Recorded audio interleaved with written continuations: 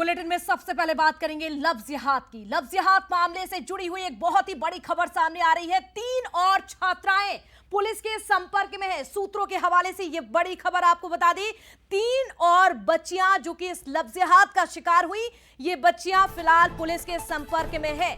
छात्राओं की police counselling करा रही है। तो जांच के लिए आपको बता दें, इंदौर गई एसआईटी वापस लौट चुकी है। लेकिन इन सब के बीच में एक बड़ा अपडेट है कि जिस तरह से 5वीं पीड़िता सामने आई थी, लेकिन अभी 3 और बच्चियां, 3 और छात्राएं पुलिस के कॉन्ट्रैक्ट में है और लगातार जांच चल रही है। तो टीम ने आपको बता दें वरिष्ठ अधिकारी को जानकारी दी, मामले में अब कई बड़े और भी खुलासे हो सकते हैं। तो जिस तरह से इंजीनियरिंग कॉलेज का ये पूरा मामला, लव जिहाद का ये मामला, इस केस पर जहां पर आपको बता दें जांच चल रही है, एक के बाद एक खुलासे हो रहे हैं। एक और बड़ा खुलासा हुआ है कि 3 और बच्चियां जिनसे पूछताछ में पुलिस जुटी हुई है, और जैसे ही ये बच्चियां अपने बयान जो पुलिस को देंगी, जांच होगी और हो सकता है कि इस पूरे मामले में अभी और भी खुलासे हों। जिस तरह से ये लव जिहाद का ये मामला सामने आया है और इसमें नया खुलासा हुआ है। आरोपी पुलिस की गिरफ्त में है, उनके मोबाइल से जांच पड़ताल की जा रही है। और चलिए इसी पर ज्यादा जानकारी लेंगे। हमारे साथ सूरज भी हमारे सहयोगी राजधानी भोपाल से जुड़ चुके हैं। सूरज, लव जिहाद केस में एक नया खुलासा सामने आया है। 3 और बच्चियां जो है पुलिस के संपर्क में है, उनसे पूछताछ की जा रही है। और कितने बड़े खुलासे हो सकते हैं इस पूरे मामले में सूरज? अभी देखिए, मामला बेहद गंभीर है और शायद यही कारण है कि जिस तरीके से 3 जो छात्राएं सामने आई थी, उनके बाद अन्य जो पीड़िता हैं वो भी कहीं ना कहीं हिम्मत दिखा रही हैं, और हिम्मत दिखाते हुए वो पुलिस के संपर्क में भी कहीं ना कहीं उनकी भी काउंसलिंग की जा रही है कि यदि वो शिकायत दर्ज कराती हैं तो कहीं ना कहीं आरोपियों पर जो है पुलिस सख्त कार्रवाई करने की कोशिश करेगी। और शायद यही कारण है कि धीरे धीरे हमने देखा, पहले एक FIR हुई इंदौर की जो छात्रा ने कराई, उसके बाद 2 छात्राओं ने और FIR कराई, फिर 3-4 FIR अब तक इसमें हो चुकी हैं। और आने वाले समय माना जा रहा है 2 से 3 छात्राएं और हैं जो कहीं ना कहीं काउंसलिंग के बाद अब पुलिस से संपर्क कर रही हैं। जो वो बच्चियां भी इसी मामले में, खासतौर से दुष्कर्म और ब्लैकमेलिंग के मामले को लेकर तो FIR दर्ज करा सकती हैं।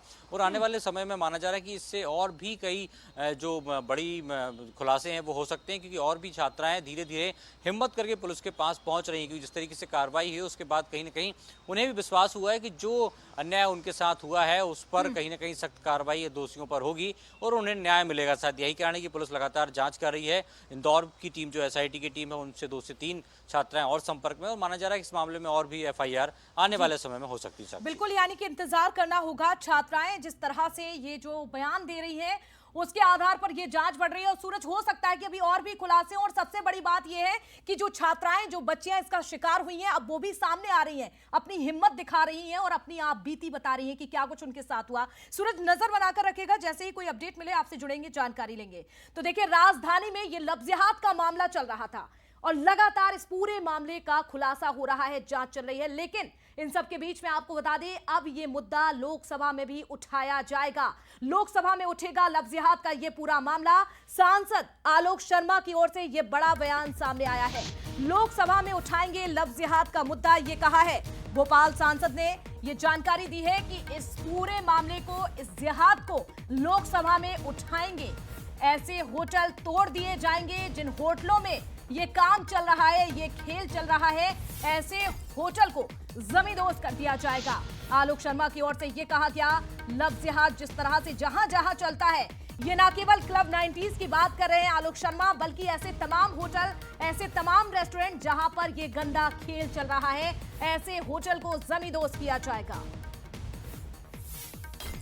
तो लोकसभा में उठाया जाएगा लव जिहाद का मामला।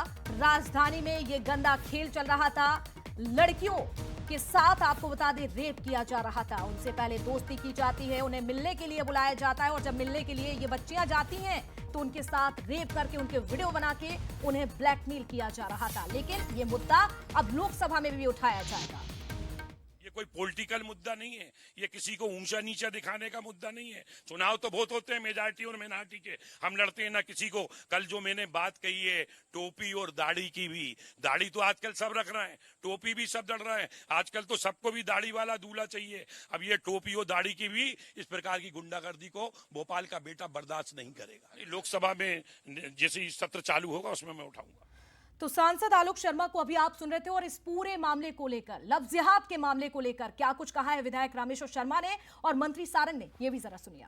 कि केवल दो लड़का लड़की का प्रश्न नहीं है, इसके पीछे ऐसी ग्रोथ सामने आएगी कि कौन लड़की ले जाता है, कौन रूम उपलब्ध कराता है, कौन भोजन लाता है, कौन लड़कियों को जाल में फंसाता है। ये सारा जो जाल बुन रहे हैं, इसके पीछे बहुत बड़ा ग्रोह काम कर रहा है। तो चौतरफा हमला होगा, चौतरफा, क्योंकि समाज को बचाना भी जरूरी है, बेटियों की सुरक्षा करना भी जरूरी है। कानून का डंडा उनको जेल के सीखे तक ले जाए, समाज की जागरूकता बेटियों की सुरक्षा बढ़ाए और अपराधियों में दहशत पैदा करे, ये आज आवश्यक है। मामले में हमने कहा है कि इतनी सख्त कार्रवाई होगी कि लोग सहमेंगे। ऐसी हिम्मत या हिमाकत कोई नहीं कर पाएगा, क्योंकि इस मामले में ऐसा लगता है कि एक बड़ी सीरीज़ है, एक गैंग है पूरी, इसलिए एसआईटी का गठन किया गया है। वो पूरी जांच कर रही है, जो जो दोषी हैं वो लगातार पकड़ में आ रहे हैं। जो बेटियां डर के मारे छुपी हुई थी, निश्चित रूप से उनको डर था, तो उन तक भी पहुंचकर उनकी आइडेंटिटी को पूरी तरह छुपाकर, जिसमें उनका नाम कहीं नहीं आए, पर कार्रवाई की जा रही है। तो विधायक शर्मा और मंत्री सारंग को अभी आप सुन रहे थे। राजधानी भोपाल में गिरोह बनाकर कॉलेज की लड़कियों से रेप और ब्लैकमेलिंग के मामले के जहां मुख्य आरोपी, जिसका नाम है फरहान के पिता से बंसल न्यूज ने बातचीत की है। बातचीत में यह जानने की कोशिश की है कि उनके बेटे ने जो अपराध किया है उसे लेकर वो क्या सोचते हैं और बेटी की ओर से किए गए अपराध का परिवार पर अब कितना असर पड़ रहा है। फरहान के पिता ने बताया कि उन्हें अब तक यकीन नहीं हो पा रहा है कि उनका ही बेटा इतना घिनौना काम कर सकता है, जो अपनी बहन को जमाने से बचाकर रहने की सलाह देता था, वहीं दूसरों के घर की लड़कियों के साथ बलात्कार करता था। मैंने तो ये सोचा भी नहीं था कि मेरी औलाद ऐसी निकलेगी। क्या कुछ कहा है उनके पिता ने बंसल न्यूज़ से, जरा सुनिए। इन दिनों राजधानी भोपाल में बेहद शर्मिंदा करने वाली घटना ने अंजाम लिया है। जी हां, लव जिहाद, धर्मांतरण और बलात्कार के मामले में जिस फरहान खान को गिरफ्तार किया गया है, आप देख सकते हैं इस वक्त मैं अशोका गार्डन के छोटे चंबल में मौजूद हूं और यही वो गलियां हैं, यही वो इलाका है जहां पर फरहान खान बड़ा हुआ था, जिसके बाद उसने इस घिनौनी करतूत को अंजाम दिया। ये उन्हीं का घर है और इस वक्त मेरे साथ उनके पिता रिजवान मौजूद हैं। सर, आपको शर्मिंदा होगी अपनी बेटे की करतूत पर। जानना चाह रही हूँ परिवार में और कौन लोग थे? मेरी 2 बेटी हैं, 1 बेटा है। और मैडम शर्मिंदगी की बात है, अगर हमें ये मालूम होता हमारा लड़का इस तरह का करेगा तो हम उसे घर में नहीं रहने देते। अगर मेरे बेटा ने कोई गलती की है, गुनहगार है, तो उसको सज़ा मिले और कड़ी से कड़ी सज़ा मिले।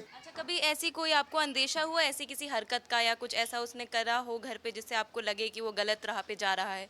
मैडम कभी किसी के साथ ऐसा करे ही नहीं। किस मोहल्ले की जो भाभी हैं उन्हें बिल्कुल भाभी हैं, और जो उसके दोस्त हैं उनको दीदी, अप्पी, बाजी कह के बुलाता था। मतलब कभी आप किसी पूरे मोहल्ले में पूछ लें, कभी उनने बाजी अप्पी के सिवा कुछ किया ही नहीं। पहली बार कब पता चला था? पुलिस ने जब बुलाया था तो कैसे गए थे आप? क्या पता चला था सबसे पहले? बुलाया था कि आपके लड़कों को गिरफ्तार करा 151 में। हमने छोटी सी धारा में उसकी जमानत नहीं कराई। हम इतने नाराज हुए, हम अगर बढ़ावा देंगे तो ये और बड़ा होगा, लेकिन वो तो हमें क्या मालूम था कि ये पहले ही बड़ा है, पुलिस ने हमें छोटा बताया। अच्छा, जो सर फरहान के साथ जो 2 दोस्तों के नाम निकलकर सामने आए हैं, उनके बारे में जानकारी है? कैसे दोस्ती हुई थी? वो तो मोहल्ले के ही है ना मैडम, पड़ोस में रहते हैं। कभी आपके घर पर आए, कभी आपने उन तीनों को देखा कि किसी गलत काम में संलिप्त हो? नहीं, हमने तो नहीं देखा मैडम, लेकिन वो पड़ोस में रहते हैं करीब में, तो उसमें इतनी जानकारी का क्या है। फरहान अक्सर रात को कितने बजे आता था घर पे? हमारा अगर वो 11 बजे घर में नहीं आया तो हम 2 तरफ से तार डाल देते थे। पुलिस से और प्रशासन से क्या अपील करेंगे अब? पुलिस और प्रशासन से अपील करेंगे, जो सच है वो निकल के सामने आए। अगर उन्होंने गलत किया तो कड़ी से कड़ी सजा मिले। किसी की भी बहन बेटियों के साथ, कोई भी धर्म का, किसी भी मजहब का इस तरीके से कोई अपराध नहीं करे। वीडियो जर्नलिस्ट डिम्पल विश्वकर्मा के साथ मधुलिका मिश्रा, बंसल न्यूज, भोपाल। तो देखिए, एक पिता अपनी ही बेटे की करतूत को लेकर किस तरह से शर्मिंदा है।